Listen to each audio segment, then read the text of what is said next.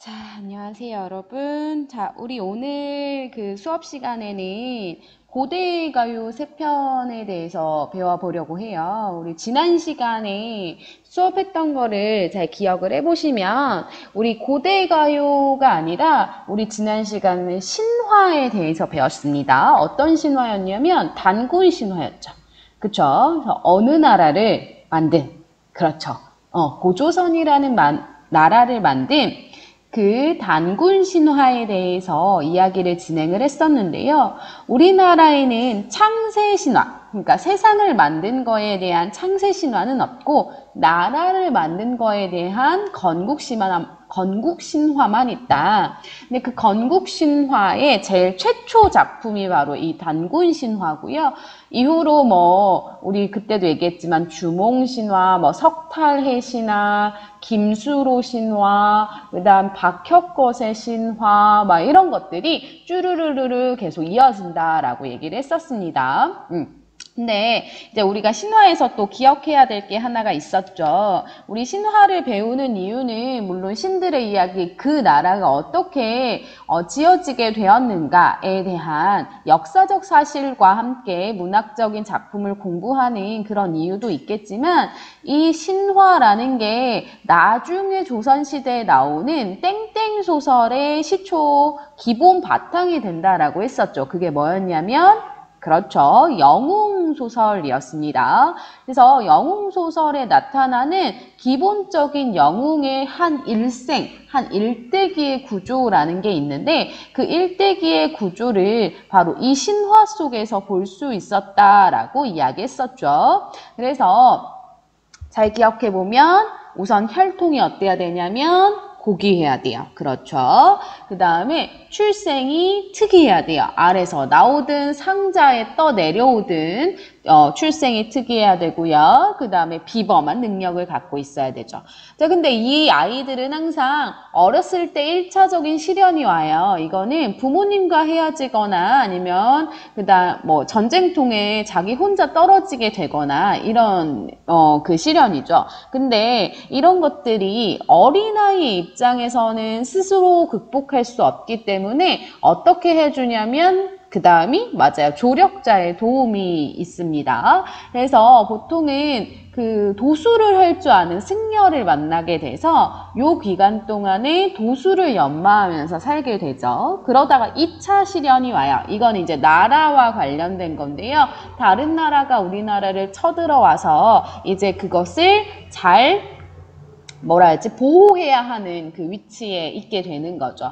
근데 얘는 영웅이잖아요. 그리고 이미 이전에 도수를 배워놨습니다. 그래서 자신의 능력을 마음껏 펼치고 스스로 시련을 극복하는 모습으로 영웅소설이 끝난다라는 것을 여러분들한테 지난 시간에 신화 얘기하면서 말했던 것 같습니다. 자, 오늘은 이제 고대가요 3편을 배울 건데요. 잠깐 보면 이렇게 보이겠지만 이렇게 총 3편이라 해봤자 총 12줄밖에 안 돼요. 그냥 현대시 한 편 정도의 느낌이라고 생각을 하시면 좋겠습니다. 그래서 뭐가 있는지 한번 먼저 볼게요. 뭐가 있는지. 첫 번째는 구지가, 그 다음에 두 번째는 공무도화가, 세 번째는 황조가. 이렇게 3편의 시를 우리가 오늘 한번 같이 보려고 합니다. 되게 짧고요. 굉장히 간단합니다. 우선 맨 처음에 있는 우리 구지가부터 한번 생각을 좀 해보도록 하겠습니다. 같이 배워볼게요. 자, 우선은 작자는 누가 지었는지 몰라요. 요거 잠깐만 두께만 조정할게요. 작자는 누가 지었는지 몰라요. 그리고 누가 지었는지 모르겠지만 이름은 구지가라고 지금 되어 있습니다. 그래서 여기에서 보이는 요 구자 있잖아요, 여러분들. 요 구자는 이거 조정이 안 됐나 봐요. 이거 한 번만 더 조정할게요. 요 구자는 무슨 구자냐면 거북이 구자입니다. 거북이 구자입니다. 그래서 거북이를 이렇게 가리키면서 부른 노래, 이게 구지가라는 뜻이라고 생각을 하시면 되겠습니다. 그래서 요 구지가라는 거는 어떤 특징을 가지냐면 우리 지난 시간에 우리 신화 얘기할 때 맨 끝에 다음 시간에는 이거 배울 건데요 하면서 잠깐 얘기를 했었는데요. 그게 뭐였냐면 얘는 가락국 신화. 가락국은 우리 고대 때 요 밑에 쪽에 남부지방 쪽에 있었던 그 나라죠. 가락국 신화의 의미, 이 신화 안에 들어있는 이 노래라고 이야기를 했었습니다. 가락국 신화는 누구와 관련된 신화냐면 이 가락국을 지은 가락국을 건국한 김수로라는 인물과 무슨 침수로처럼 돼 있네요. 다시 쓸게요.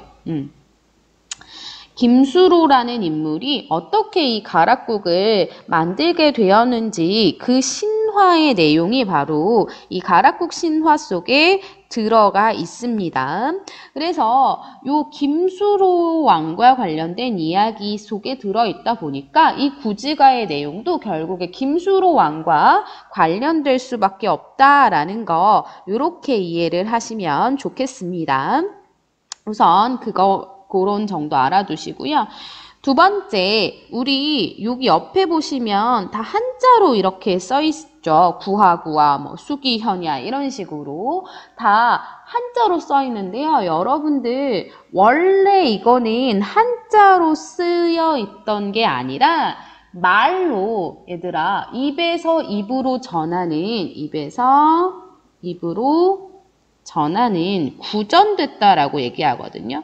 입구자에 전할 전자예요. 구전되는 시였거든요. 구전되는 노래였어요. 누가 노래 부르는데 글 써가지고 그 자리에서 막 글 써서 이렇게 나눠주지는 않았을 거고요. 그때 당시에는 서로가 모여서 노래를 부른 거예요. 근데 그거를 한자로 요렇게 번역을 해놓은 거고요. 그거를 다시 우리나라 사람들이 보기 좋게, 즉 현대 사람들이 보기 좋게 옆에 써놓은 겁니다. 그러니까 원칙적으로는 얘네들이 먼저고요. 우리나라 말들이 먼저고요. 이거를 한자로 번역해놨다. 그때 이거를 기록하던 사람들은 한자를 더 많이 썼기 때문에 그래서 이때는 한자로 번역을 해두었다. 그래서 그걸 뭐라고 하냐면 한역시가라고 부릅니다.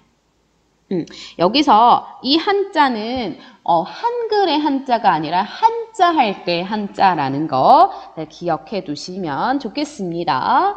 자, 그러면 내용을 한번 4줄밖에 안 되니까 한번 읽어보겠습니다. 거부가 머리를 내어라. 내어놓지 않으면 구워 먹으리.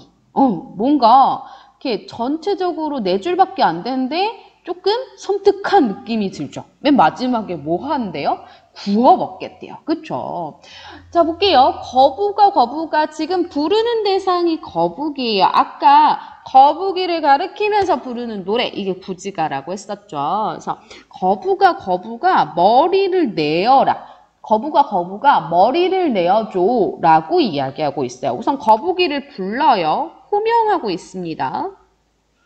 그런 다음에 부른 다음에 어떻게 하고 있냐면 머리를 내어라, 머리를 내어줘 라고 뭐 하고 있냐면 명령하고 있습니다. 그러면 이 시의 화자가 제일 원하는 건 뭐냐면 머리를 내어라 라는 요 부분이겠죠. 그쵸? 머리를 내어라 라는 부분일 겁니다. 그러면 여기에 있는 요 머리가 도대체 뭐길래 도대체 계속 머리를 내라고 명령을 하는 건지 조금만 더 읽어볼게요. 내어놓지 않으면, 뭐를 내어놓지 않으면이겠어요. 머리를 내어놓지 않으면 이런 뜻이겠죠. 만약에 if 이런 거죠. 그렇죠? 가정하고 있습니다. 너가 만약에 안 주면 어떻게 할 거야?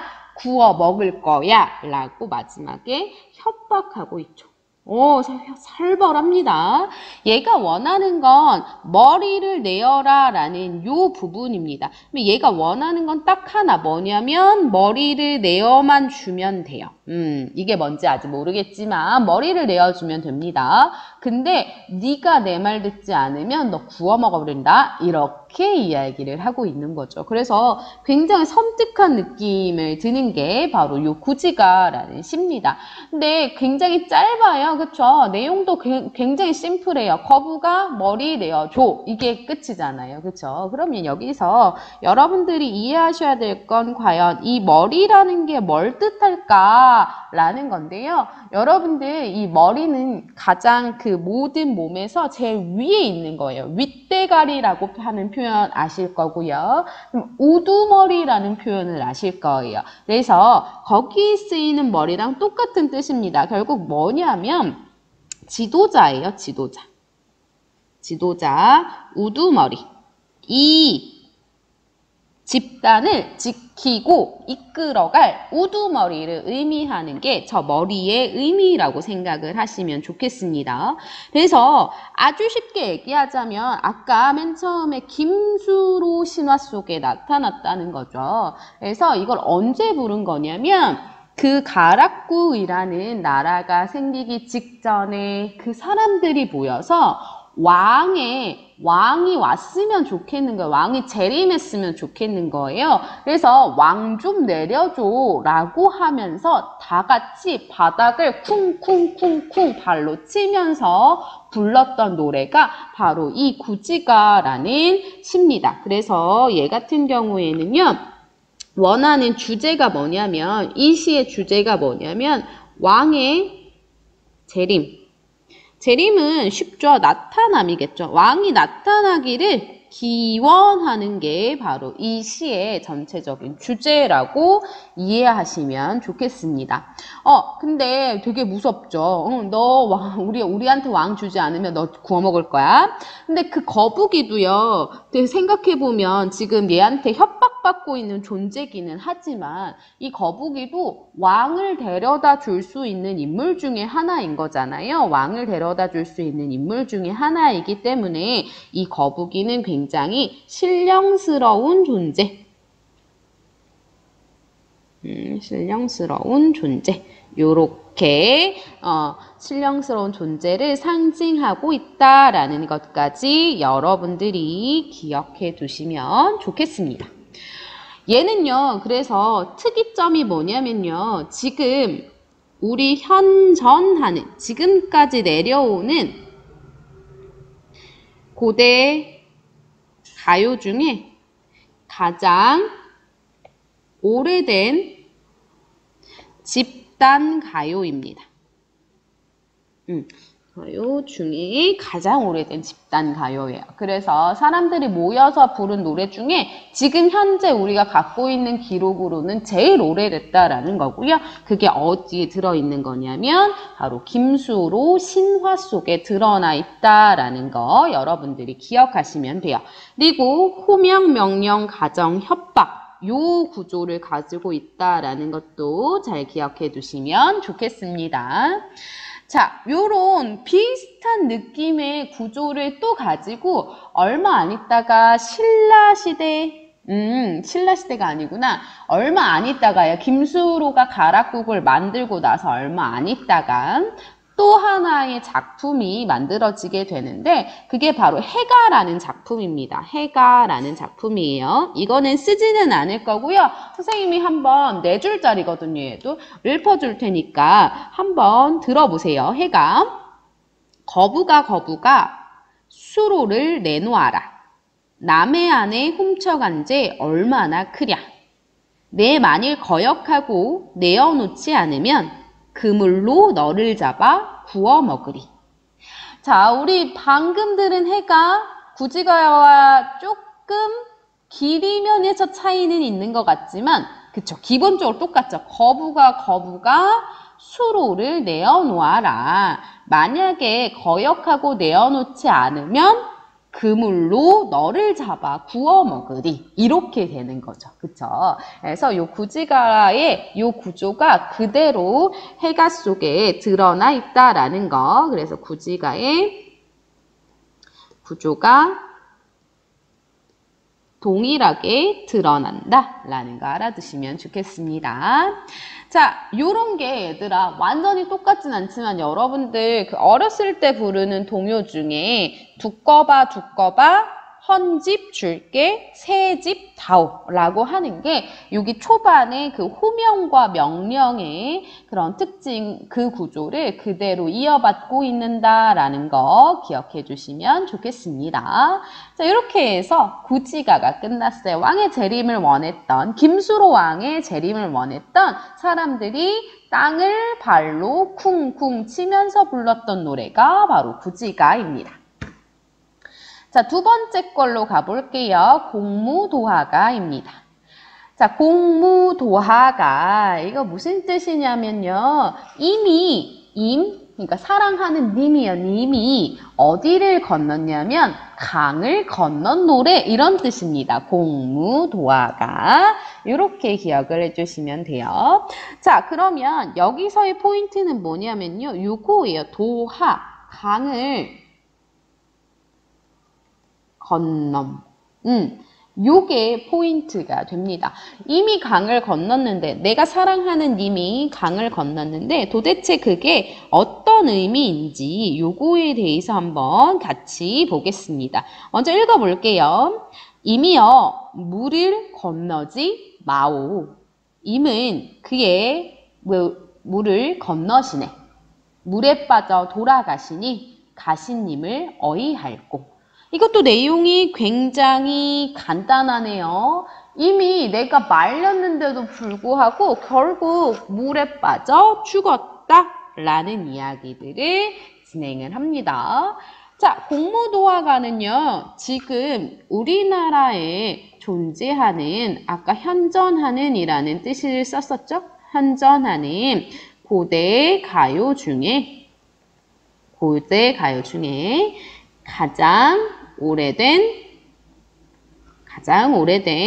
서정가요라고 보시면 됩니다. 아까 집단가요였잖아요. 집단은 여러 명이 같이 노래를 부르는 건데 가장 오래된 서정가요라는 건 무슨 뜻이냐면 개인이 불렀다는 거야. 한 사람이 부른 노래라는 거예요. 즉 개인의 감정을 노래했다라는 겁니다. 볼게요.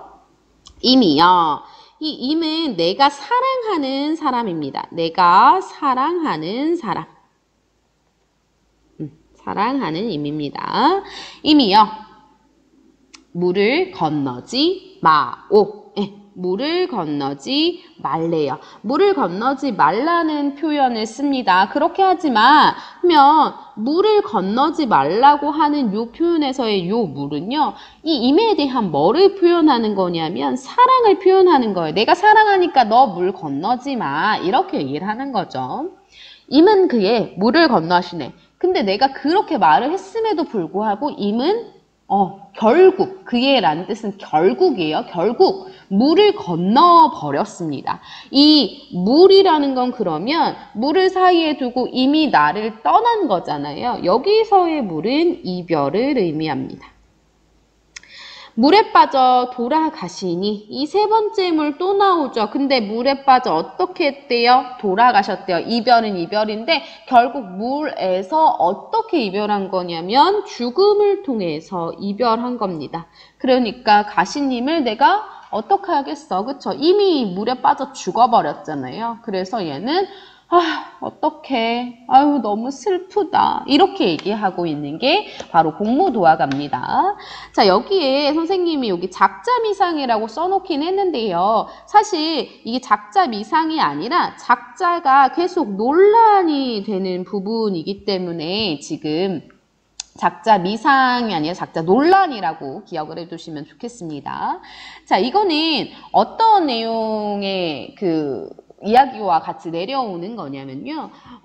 배를 손질하는 광리자고라는 사람이 있었습니다. 이 광리자고라는 사람이 배를 열심히 문질러가지고 배를 손질하고 있었는데 저기서 백수광부라는 사람이 이 백수광부라는 것은요. 머리가 하얘진 미치광이 남자라는 뜻이거든요. 그러니까 백발의 미치광이 남자가 술병을 들고 막 물속으로 들어가는 거예요. 그래서 그거를 보고 있던 이 백수광부의 부인이 이 백수광부가 그 물을 들어가는 걸 막기 위해 지금 이 공무도화가를 불렀다라는 얘기가 있어요. 그래서 첫 번째 그렇게 보자면 백수광부의 처가 작자가 되는 거죠. 백수광부라고 보기도 하고 백수광부의 처라고 보기도 합니다.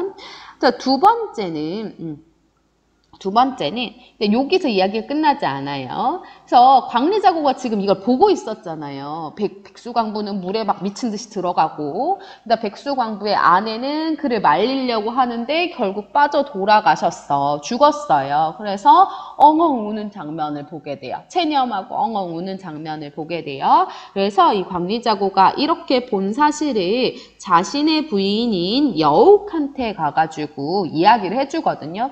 내가 아까 배를 손질하고 있었는데 글쎄 어떤 머리 하얀 미치광이 아저씨가 물에 뛰어드는 거야. 근데 그 부인이 너무 안타까워하면서 물에 들어가지 말라고 하는데 결국 백수광부는 들어가고 죽어버렸어. 그래서 처가 많이 울더라고 라고 이 말을 전해줬더니 이 여옥이 공후인이라는 악기를 타면서 이 노래를 불렀다라고 해서 이 여옥이 두 번째 작자라고 봐도 되겠다라고 이렇게 이야기가 전해지고 있습니다. 그래서 여기 전체로 보면 내용은 간단해요. 임에 대해서 임과 이별한 거에 대한 죄송해요. 이거를 조금 다르게 쓸게요. 임과 이별한, 이별의 한이라고 보실 수 있겠죠. 이별의 슬픔, 아픔 이런 것들을 이별의 한이라고 볼 수 있는데요. 맨 마지막에 그게 굉장히 잘 들어 가시님을 어이없고 나 슬프고요. 또 내가 그렇게 말렸는데 가서 되게 원망스러워요. 근데 이미 죽은 걸 어떻게 체념도 하고 있다라는 걸 여러분들이 확인하실 수 있을 겁니다. 근데 여기에서 이거보다 더 중요한 거 여러분들 잘 알고 있어야 되는 게 뭐가 있냐면요. 바로 이겁니다. 이 물의 상징성이에요. 물의 상징성. 갑자기 선생님 글씨가 잘 안 써지네요. 자, 요 물의 상징성이라는 건데요. 요 물의 상징성이 지금 1연에선 사랑, 2연에선 이별, 3연에선 죽음 요렇게 이 시안에서는 각각 다르지만 결국에 이 물은 임과 나를 결국 분리시켜서 같이 있을 수 없게 만드는 존재인 거잖아요. 그쵸? 이 물을 건너면 이제 임과 나는 만날 수 없는 존재가 되는 겁니다. 그래서 이 물의 상징성은 이별을 뜻하는데요. 이별, 죽음. 근데 죽음 역시 하나의 이별 중에 하나이기 때문에 요 이별이라는 의미를 굉장히 많이 갖습니다. 선생님 근데 이게 왜 중요한가요? 이 이후에 우리 고대 시나 고전 문학이나 아니면 현대 문학에서조차 이 물은 이때부터 만들어진 이 상징성 때문에 물은 거의 대부분 이별의 의미를 가져요. 그래서 우리가 그냥 기본적으로 이야기하는 것에서도 잘 생각해 보면 사람이 죽어서 저승에 간다고 했을 때 저승사자와 함께 배를 타고 강을 건넌다라는 표현을 쓰거든요. 요단강을 건넌다라는 표현을 쓰죠. 그래서 거기서의 강도 물이에요.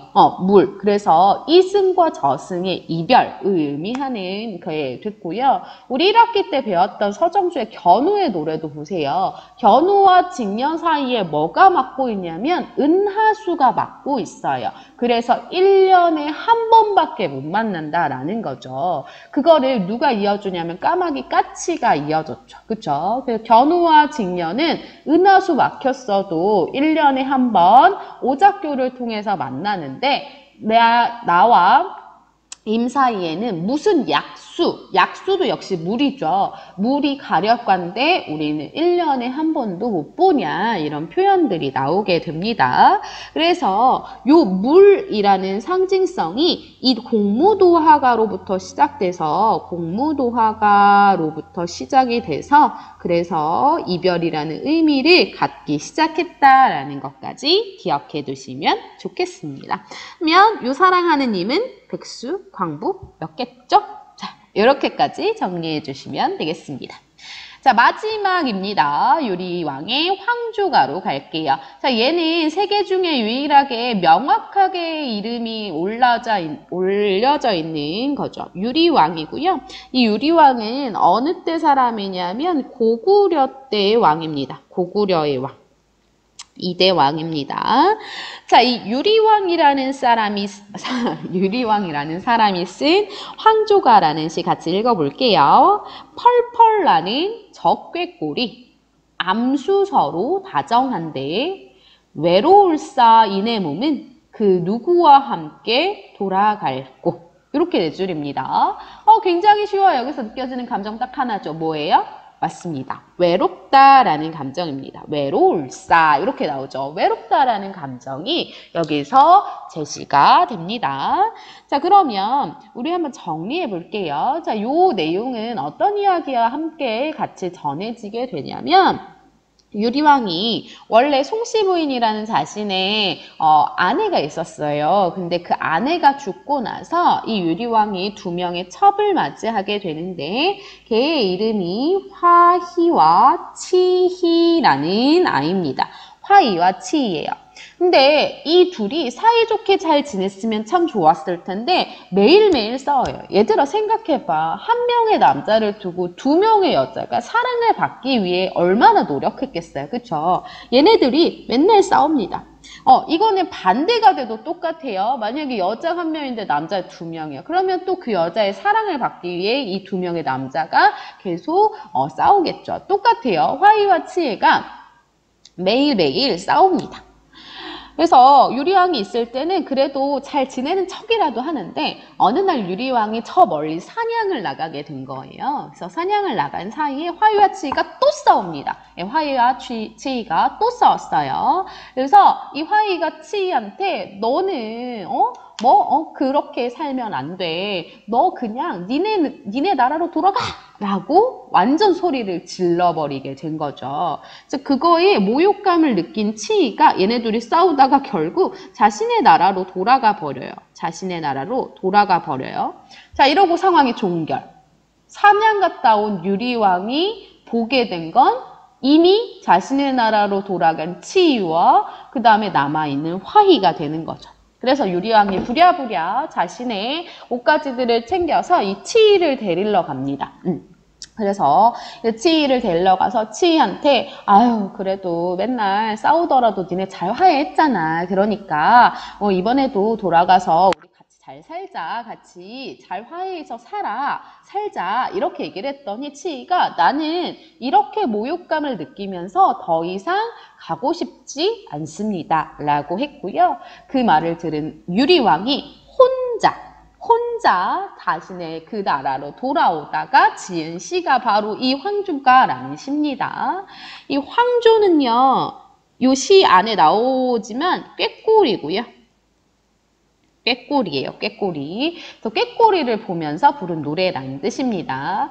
그러니까 얘는 자신의 사랑하는 치희를 데리러 갔는데 그 치희가 거들떠도 보지 않고 집에 돌아가지 않는데요. 그러니까 혼자 돌아오는 길이 얼마나 외로웠겠어요. 그래서 쓴 시가 바로 요 황조가입니다.